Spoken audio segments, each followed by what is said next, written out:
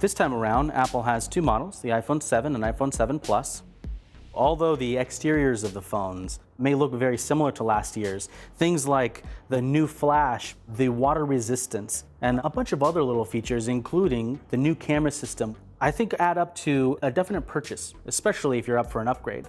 Both the iPhone 7 Plus and iPhone 7 are now IP67 compliant, which means that they are splash and dust resistant. So not waterproof. You can't just dive into the pool and start using them, but if you do fall in or get pushed in, or you're washing dishes and they fall in the sink, or you're in the bathroom and the inevitable happens, or you get caught in a rainstorm, you're going to be protected, which is much more than you could say for past iPhones, or water damage was one of the big fears. So that is incredibly welcome to see.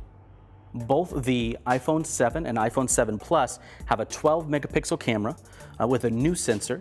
The optical image stabilization is included on both now. Both the camera sensors are now able to capture wide gamut color, further into the reds, further into the blues, and further into the greens than could be captured before. The iPhone 7 Plus also has a second camera, also a 12 megapixel sensor, but with a 56mm telephoto lens. So what this new camera system does is it allows you to shoot at either wide angle or telephoto optically, greatly improving your image quality, especially at a distance. People have had, legitimate complaints about Apple removing the headphone jack from the iPhone 7 and iPhone 7 Plus. No headphone jack, no regular headphones. It's annoying, honestly.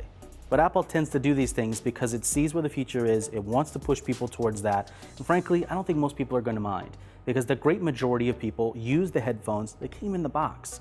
And those people that aren't, they do have an adapter, so they can continue using their old headphones. The adapter comes supplied, it's $10 if you lose it. So is it annoying to have an adapter for this time period between now and when almost every headphone is wireless? Absolutely. But is it worth making that investment?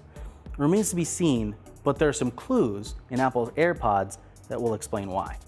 Apple's AirPods come in a small case which acts as a charging device. They're two Bluetooth headphones. So if you'd like to use it with an old iPhone or with an Android phone, you absolutely can. They act as regular Bluetooth headsets and are paired the normal way.